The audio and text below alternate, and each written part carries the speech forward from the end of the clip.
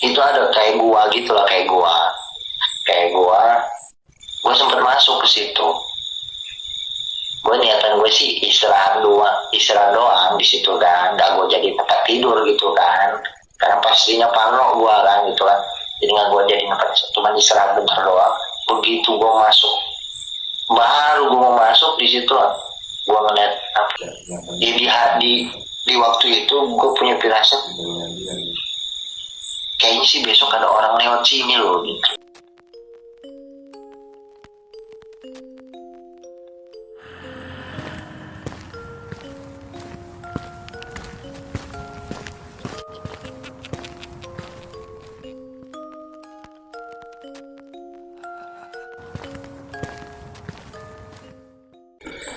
Atas, gue naik ke atas lagi. Balik lagi lo ke atas. Gue ke atas lagi. Oke. Gue balik lagi ke atas lagi.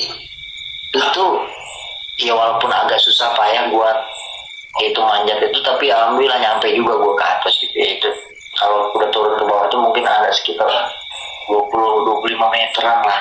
Itu gue naik ke atas lagi itu ngerangkak gitulah. Pokoknya gue udah gak mikirin ke bawah jatuh, yang penting gue naik ke atas aja tuh. Naik ke atas, begitu sampai atas istirahat bentar, gue udah jalan lagi, ngebuka jalur lagi gitu. Ketemu menjelang sore, gue istirahat terus mulai begitu. Nah terus itu masuk hari ke-6, hari ke-7 gitu kan. Di hari ke-8 atau ke-9 gitu kan, itu gue gue ngerasain begitu gue duduk, jadi gue ngerasain kayak ada suara, gue dengerin suara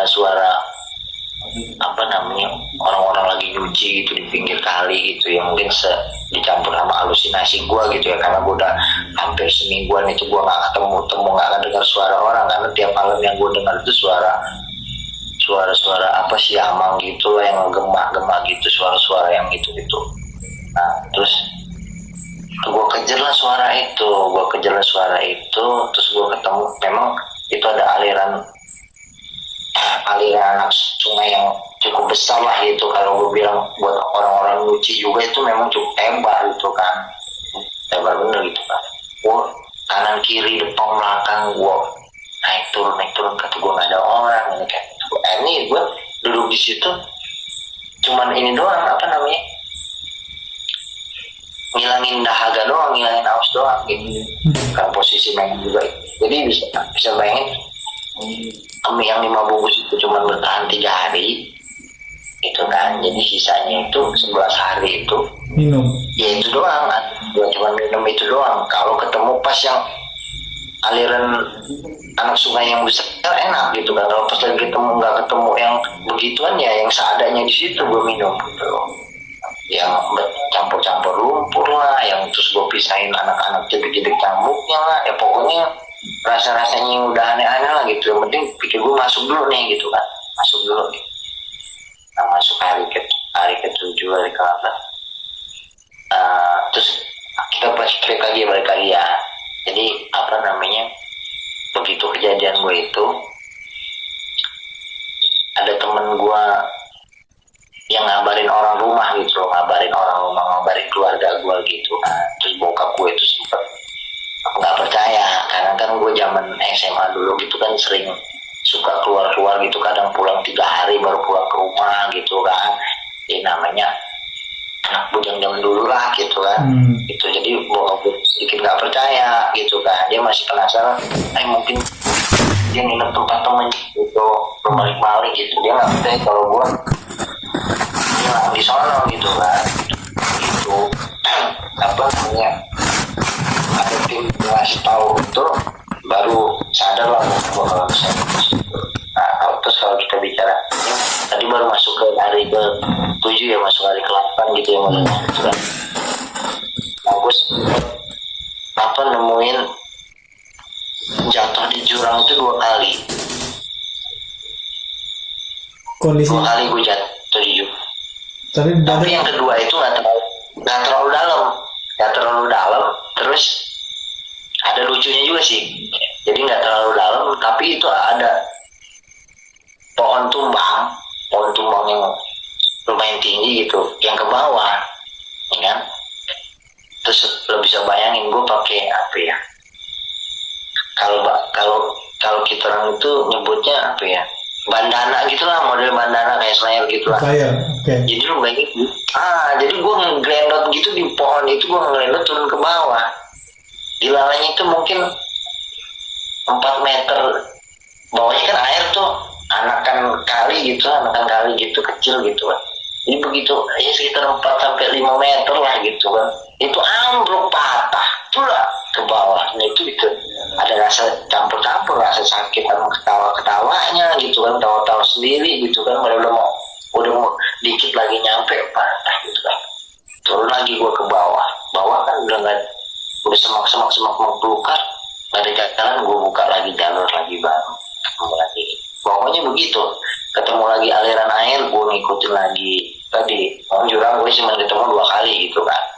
Terus ada salah satu itu di jurang yang kedua kalau nggak salah. Jadi sebelum turun ke bawah itu gue sempet mentok. Bukan jurang kedua itu bukan jurang kedua. Jadi itu gue ngikutin aliran air, terus dia lapas ke bawah karena gue sempet ngikutin aliran air itu, mentok ketemu lokasi yang kayaknya kebuka gitu, kan? Jadi rimbun lagi gitu, begitu mentok ketemu kebuka nih gitu kan. Begitu gue mentokin, memang mentok labas itu air ke bawah gitu kan. Air terjun. Di samping itu, di samping kiri itu ada kayak gua gitulah, kayak gua sempet masuk ke situ. Gue niatan gue sih istirahat doang di situ kan, nggak gue jadi tempat tidur gitu kan, karena pastinya parno gua kan gitu kan. Jadi nggak gue jadi tempat, cuma istirahat bentar doang. Begitu gue masuk, baru gue mau masuk di situ lah, gue ngeliat biawak kayak buaya. Ya mungkin halusinasi gue ya, gede bener. Sumpah, gimana gue ngacir lah gue. Langsung ngacir, gue udah ngomong lagi, udah gak ini, langsung buang. Jadi begitu gue masuk, muka dia udah nongolin. Udah ngeliat badannya, panjang amat ini gitu. Gue buaya apa? Biawak gitu. Biawak gue ditemu biawak itu. Udah gue ngapur belakang, gue bawa sejauh-jauh. Gue udah jalan lagi, ngebuka jalur lagi. Makanya tangan gue habis nih, tangan habis, kaki habis. Di sini udah baret udah nggak terasa lagi lah gitu kan. Nah terus yang lucu lagi, kalau pagi itu kan matahari itu gue sempet ngejemur karena baju gue ini basah hujan malam gitu kan. Hujan malam basah, gue ngejemur ya. Itu sih tadi monyet-monyet pada di atas pohon makan. Jadi kalau gue bilang dia orang iseng lah gitu kan, ngenalin diri lah gitu kan, nimpuk-nimpukin ke gua gitu kan. Gua liat, nyom gitu. Ya begitu doang gitu, jalan lagi.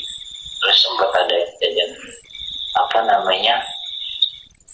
kalau kejadian ini masuk hari ke-8 ya, hari ke-9 itu memang yang ada di pikiran gue itu, sempat ada pikiran nggak bagus juga gitu kan. Gue bilang apa orang-orang di rumah ini nggak nyari gue gitu kan, ya kan. Terus jadi gue mikirnya gue ini kayak nggak dicari gitu kan, lepas gitu aja gitu kan. Lalu mereka tuh di bawah kerja gitu kan, tim SAR itu turun gitu kan, kejadian itu kan. Jadi ini kita bicara mistis ya, walaupun selama gue di sana gue belum pernah ketemu, gue belum pernah belum pernah melihat, belum pernah ngerasain gitu loh yang mistisnya gitu kan. Walaupun banyak gitu yang ngerasain itu, mereka yang nyari gue, mulai dari tim SAR, terus keluarga besar gue itu hampir, karena kan di kampung gue, di rumah gue itu orang satu kampung itu yang bujang-bujangnya itu pokoknya yang laki-lakinya itu pada ikut nimbrung semua sono, ikut nyari semua gitu kan, ikut nyari semua gitu kan. Nah, turun ke gunung juga, nah itu mereka yang ngalamin gitu kan, yang ngalamin mistis lah, yang tidurnya diganggu lah gitu kan. Nah, terus sempet kan apa sih namanya, suara-suara gamelan di atas gitu, tapi yang tim SAR di atas dengarnya di bawah gitu kan. Terus ada yang punya si bukan prediksi apa ya, Pengalaman gitu ya. jangan-jangan nih gitu kan, apa namanya, jangan-jangan itu lagi mau akad nikah itu sama ini apa namanya, sama anak jin gitu kan, sama putri jinnya gitu kan, mau dikawinin gitu kan. Jadi yang di bawah, tim SAR di bawah ngedengar ada suara itu di atas, yang di atas mendengar suara itu di bawah gitu kan.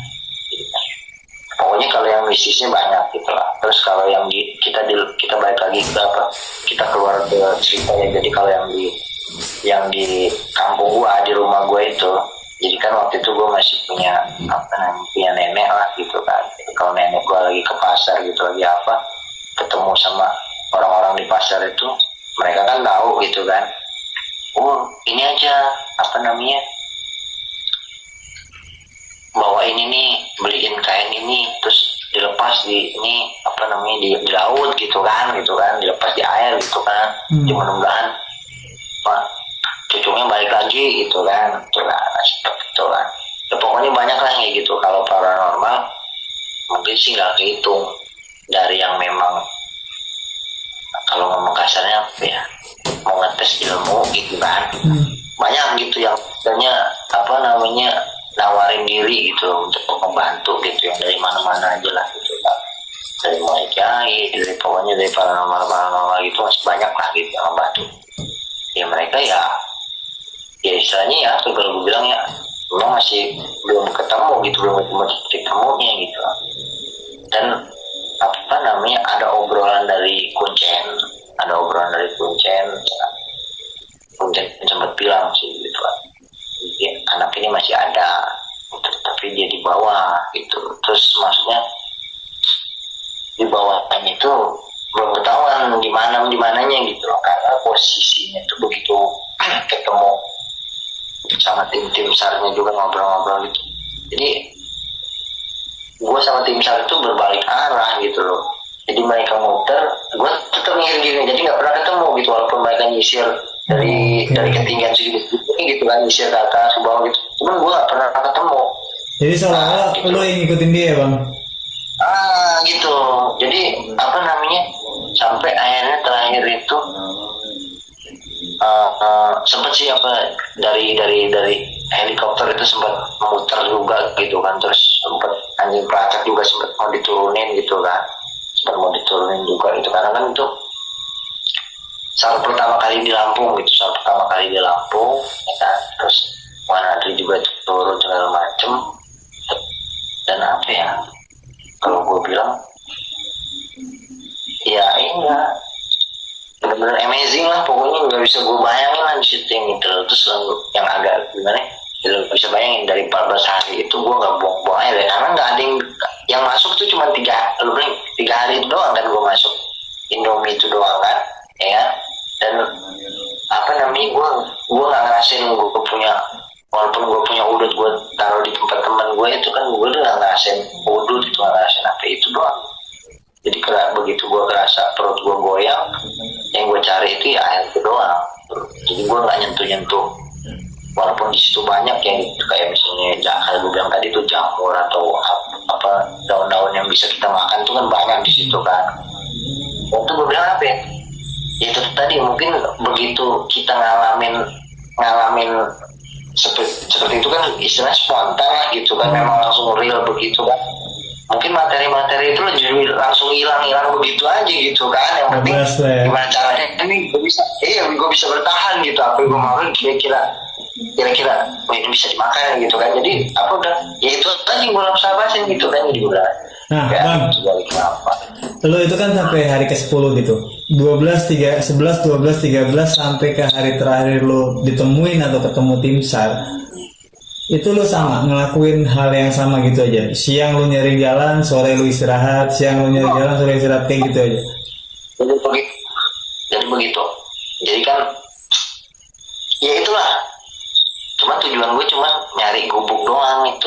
ya kan? Istirahat. Nyari gubuk gitu kan. Ya walaupun istirahat, kalau istirahat totalnya itu ya menjelang sore gitu, karena gue udah kalau kira-kira gue ngerasa kabut itu udah bener-bener gelap gitu, udah nggak kelihatan lagi, itu gue berhenti, karena malam gue nggak lanjutin perjalanan.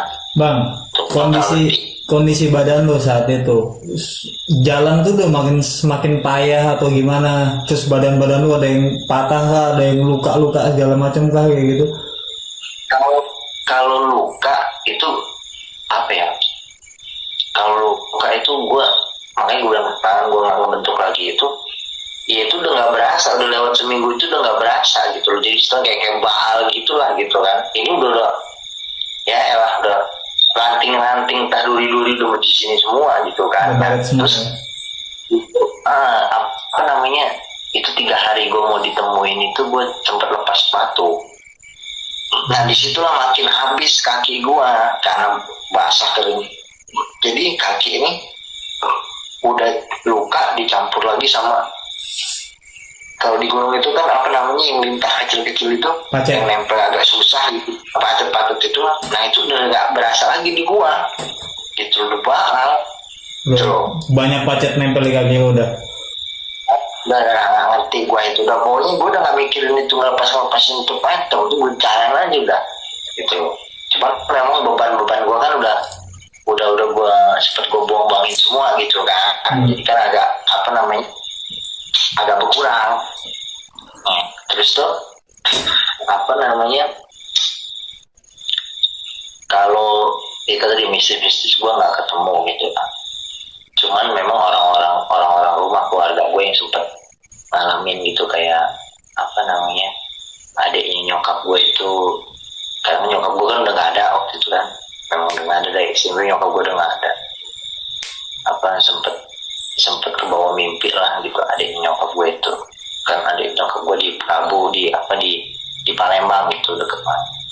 Jadi apa namanya, dia sempet di mimpiin gitu kan, ngobrol sama nyokap gue dalam mimpi itu. Dia nanya gitu, kalau ditranslatein dari bahasa Palembang ke bahasa Indonesianya itu, Mbak itu Wiwit gimana gitu, kok nggak pulang-pulang. Terus nyokap gue dalam mimpi itu ngomong, udah biarin aja ntar dia pulang kok gitu. Ya kan, cerita dari adik emak gue gitu, adik nyokap gue gitu. Nah terus jadi akhirnya posisi lu temuin tuh pas siang, sore atau malam? Nah jadi itu besok gue mau ditemuin. Nah tapi gue cut dulu ya. Oke. Gue ditemuin tuh hari Jumat. Nah itu hari Jumat itu SAR itu udah mau diberhentiin. Jadi gue udah dianggap nggak ada. Karena kan karena mereka ngitungnya udah 14 hari, udah 2 minggu gitu kan. Karena mereka udah turun ke atas, udah sebelum nggak ketemu segala macam gitu. Terus mereka juga nggak ketemu gitu.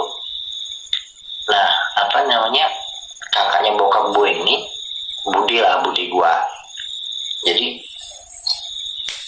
ngomong sama tim SAR sama segala macam orang-orang yang berkepentingan itu kan. Kalau dulu kan masih zaman apa sih, radio apa sih namanya, kayak apa sih, radio amatir gitulah gitu kan. Nah terus dibilang, pokoknya walaupun ponakan saya yang jadi mayat, saya minta ketemu terus. Karena kan selama mau menjelang 14 hari itu tim SAR segala macam nggak nemuin bukti-bukti kalau gue itu meninggal, apa namanya, gitu loh. Jadi kayak misalnya nggak nemuin sepatu atau nggak nemuin itu, sedangkan sarung gue juga nggak ketemu gitu, yang gue tinggalin gitu kan. Sarung gue juga nggak ketemu gitu kan. Nah, pikir gue mereka udah nyisir, pokoknya udah nyisir lah segala macam, apalagi tahu sendiri loh, kan ada juga turun gitu kan. Nah, itu mungkin mau dilanjut lagi gitu. Nah dilalanya memang ya itu tadi, Allah udah ngasih waktu gua ketemu di hari itu lah gitu. Jadi Kamis sore itu posisi gua mau berhenti istirahat itu, gue itu ini apa namanya, kerasa goyang lah, perut goyang gitu kan. Nah kebetulan nggak jauh dari situ tuh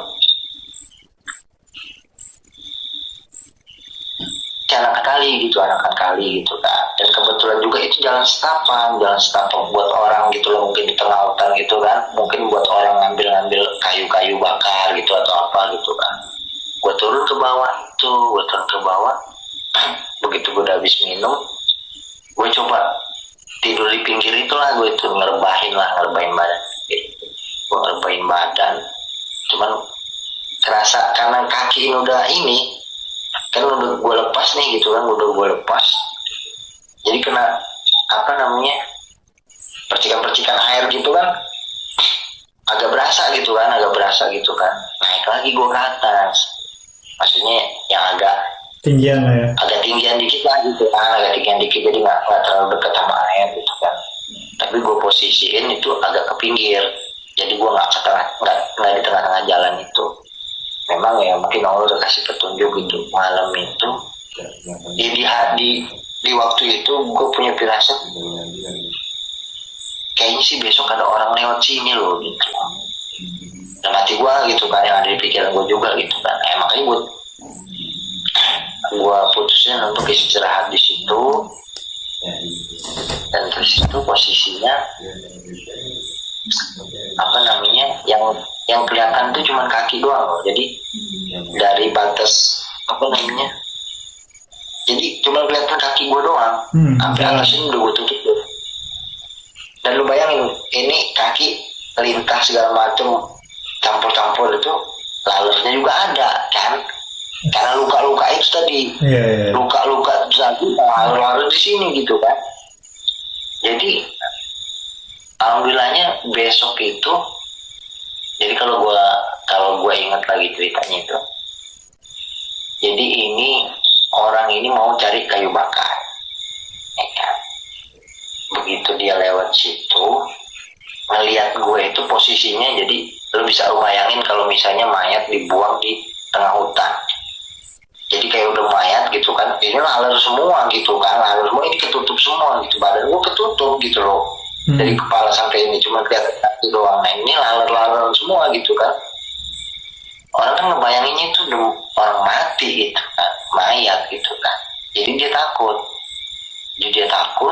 Dia panggil lah teman-temannya itu. Pada waktu itu panggil teman-temannya. Jadi begitu gua ngebuka ini apa namanya, tutupan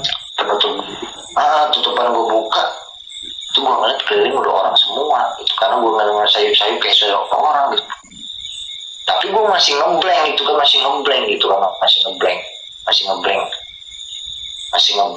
Begitu gue bangun itu sempat gue dikasih minum, dikasih makan bekal mereka gitu kan, ya namanya 14 hari nggak makan kan, ketemu nasi gilanya kayak mana gitu kan. Itu sempat di stop gue, Dek jangan dipaksain, dikit-dikit dulu gitu kan, takutnya kaget gitu kan. Terus gue bilang, gue sempet nanya tuh gue, Pak ini daerah mana gitu, gue kira masih di daerah awal gue waktu gue itu gisting gitu kan. Dia bilang ini udah di Kota Agung, jadi selalu bayangin ini gunung, jadi gue tuh udah nyebrang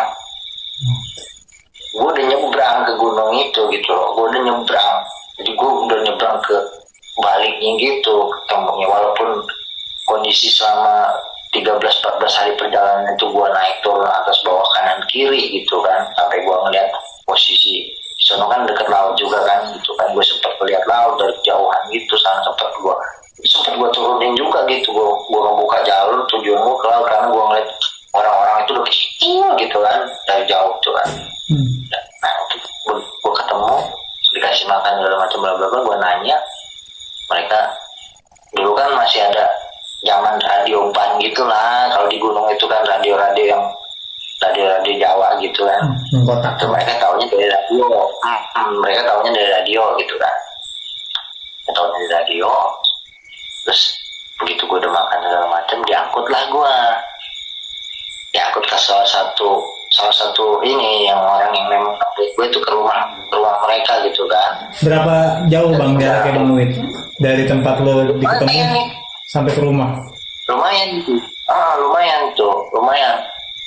Dan mereka, karena gue udah posisinya pada saat itu udah nggak bisa jalan lagi gitu kan, maksudnya memang udah istilahnya tenaga itu udah habis gitu kan, udah digendong sampai ke gubuk mereka, sampai ke rumah mereka. Dan itu bukan rumah yang rame bener gitu kan, cuma 1-2 gitu kan, ya kan, cuma 1-2 gitu kan. Dan itu juga jaraknya berjauhan gitu kan.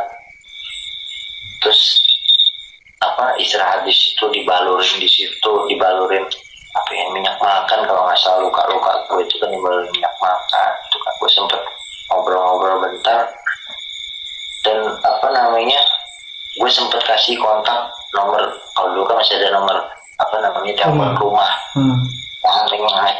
telepon rumah gitu kan, telepon rumah. Gue sempet kasih alamat rumah lewat kartu pelajar gue kan. Gue punya kartu pelajar tuh kan, gue suruh bawa. Kebetulan anaknya mau turun ke bawah itu kan, dia mau bawa itu KTP, mau KTP lagi, bawa kartu pelajar gue itu kan, bawa ngasih tahu ke keluarga gue di rumah buat ngasih tahu bahwa kalau ini anak belum ketemu gitu loh. Ketemu. Cuman itu gue belum sempet ngasih nomor handphone ya, itu baru gue ngasih itu duluan, anaknya mau ke rumah gue, mau ke alamat gue, baru keingetan karena posisi waktu itu gue ngobrol sama tuan rumah, ada tetangganya juga itu yang kebetulan dia jualan pisang muter gitu kan, mikul gitu kan. Nah tukang pisang itu yang gue kasih nomornya gitu, gue pahin coba ini ada nomor telepon rumah saya gitu. Sedangkan posisi kalau dulu kan kita bilang wartel lah ya, wartel itu jaraknya cukup jauh ke bawah itu gitu kan, cukup jauh gitu kan. Akhirnya bapak itu yang berangkat, makanya keluarga gue tahunya kan, bokap gue tahunya. Ini buat temen-temen yang nggak tahu wartel ya, wartel itu warung telepon, jadi kalau kayak telepon umum lah, cuman berbayar gitu ya Bang. Gitu. Kayak jadul bener gitu kan, kayaknya orang lama bener gitu ya. Aduh. Wartel kan terakhir tahun 2001 ya Bang. Kalau kelahiran tahun 2001 berarti nggak ngerti wartel kan gitu. Makanya itu pokoknya setelah kejadian itu banyak cerita lucu lah yang gue alami gitu. Jadi begitu itu gue di hari itu gue sempet ditahan. Maksudnya ditahan itu maksudnya suruh istirahat dulu, besok aja gitu pulangnya gitu kan.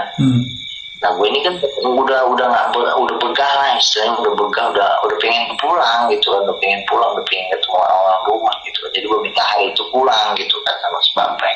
Nah, makanya tukang pisang itu turun ke bawah buat nelpon gitu kan. Terus anaknya udah turun ke sini gitu. Jadi anaknya belum nyampe ke rumah gue, karena jarak dari rumah gue ke lokasi itu, ke gunung tuh kurang lebih sekitar 2 jaman lah. Kalau kita naik kendaraan gitu loh. Nah jadi begitu udah dapet dengar berita-berita itu, gue dibawa lah pakai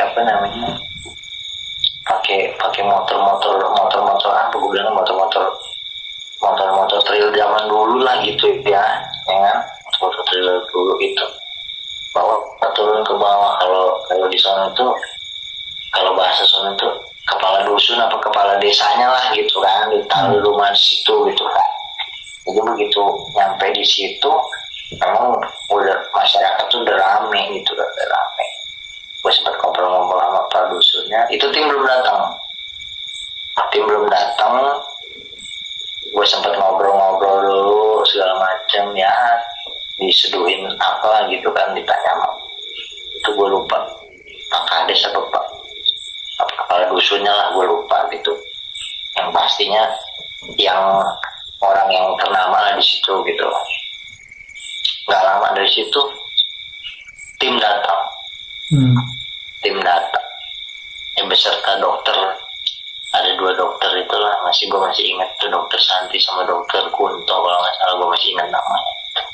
Mudah-mudahan masih pada sehat ya, masih pada sehat, hidup lah gitu kan. Itu kabarnya gimana, baru lama banget gitu kan. Nah tuh ada salah satu senior gua yang dulu sempet ngajarin gua apa rock climbing ya gitu, naik apa sih namanya, panjat tebing gitu loh. Dulu kan sempet di ada materi itu juga kan, ada materi itu juga. Nah dia ngincirin sama gua gitu loh, bener ini anaknya, oh ya ini bener-bener ini anaknya gitu kan. Udah berarti udah clear gitu kan, karena kan yang lainnya tim misalnya pada nggak tahu gitu kan dari mana-mana gitu. Tahu diangkutlah gua naik ambulan segala macem. Dari situ gua apa yang gua ngerasain, lo bisa ngebayangin kalau di Jogja, kalau di Jogja ada nggak sering acara, misalnya acara, biasanya kalau misalnya acara apa sih kalau di sini dulu itu kayak parade gitulah, parade di jalan utama gitu kan, karena apa gitu. Jadi gue naik ambulan sepanjang jalan tuh masuk pom bensin sampai gue pulang ke rumah, itu tadi kayak karena apa tuh. Jadi di ambulan tuh gue udah ngobrol ngalur ngidul sama segala macam, gue nggak ngerti orang dari mana-mana aja itu. Begitu nyampe di lokasi di pom bensin tuh mereka tahu karena kan iring-iringan mobil gue tuh kayak itu. Kalau misalnya sekarang ini kalau Pak Jokowi datang, nah itu lu diiring-iringin gitu, model begitu sekarang kan. Model dulu begitu. Jadi gue udah ngerasain gitu diiringin mobil-mobil itu, sempet apa dan Ramil ngiringin gua segala macam gitu kan. Pokoknya berasa guanya artis lah, berasa apa gitu kan. Di pom bensin juga begitu, kaca nggak dibuka gitu kan, karena mereka di luar itu tahu, oh ini anak yang itu kan. Dia apa namanya, gue bilang sama yang di dalam mobil tuh, gue udah bilang cepet sampai rumah gitu. Nanti dulu kita ke rumah sakit dulu. Rumah sakit kan biar dicek lagi gitu kan, dicek lagi kalau misalnya kan ada keadaan yang gimana gitu kan. Ya alhamdulillah begitu nyampe rumah sakit juga ya sama kayak karena apa. Nah di situ lah gue ngeliat, kalau dulu itu kan gue punya kejadian itu masuknya di RCTI, kalau nggak salah ICTV juga masuk, ANTV juga masuk. Jadi kalau udah ngeliat buletin siang jam 12, jam sore, pokoknya berita-berita utama itu pasti ada punya gua, itu pasti berita gua. Jadi keluarga besar gua itu yang di Palembang, yang di Malang, yang di Kalimantan itu mantaunya cuma lewat TV doang. Tuh mantau ini gue kesini hari ini, hari kedua, hari ketiga segala macam itu kan tiap hari ya update terus gitu kan, tiap hari update terus. Nah, begitu nyampe rumah sakit, karena udah samping bejibunya orang gitu kan, gue masuk terus diperiksa, oh nggak apa-apa ini udah, saya cuma tinggal mulihin aja tenaganya segala. Memang habis kan, mata gue cekung segala macam gitu kan. Jadi kan begitu udah dibilang udah pulang aja, ya kan. Gue pulang, tapi gue belum ketemu bokap. Begitu pulang, kebetulan yang bawa juga ada tetangga gue yang perawat di kampung kan, yang perawat nih, dia biasa bawa ambulan juga kan, segala macem. Ya kejadian lucu juga gitu. Jadi begitu dari rumah sakit, bla bla bla, begitu mau nyampe di tempat gua, nyampe di kampung gua, itu sirine dihidupin sama itu driver dan tetangga depan rumah gitu kan. Nah, suka lucu-lucuan gitu kan. Nah itu ya udah tadi sama kayak karena apa, udah rame gitu. Sepanjang jalan itu udah rame, sangkanya udah meninggal lagi.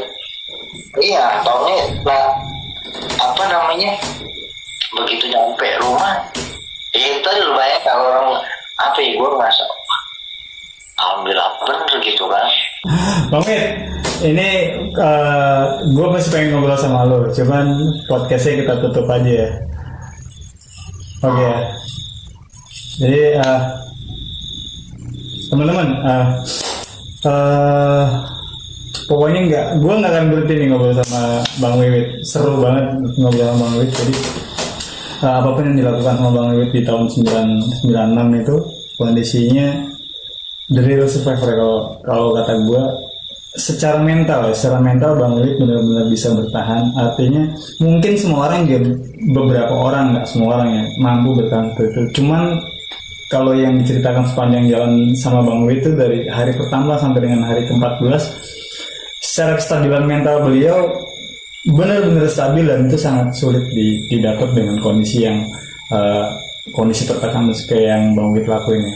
Di gunung sendirian 14 hari tanpa makanan dan dia masih sehat walafiat sekarang. Jadi buat teman-teman, sekali lagi pelajaran yang diterima oleh teman-teman dari manapun itu, entah itu dari senior, dari Sispala, dari Mapala, ya manfaatkanlah agar tidak terjadi seperti Bang Wiwit gitu kan, tidak terjadi seperti Bang Wiwit. Kalaupun terjadi, kita lebih cepat untuk mencegah hilang terlalu lama atau seperti apa itu.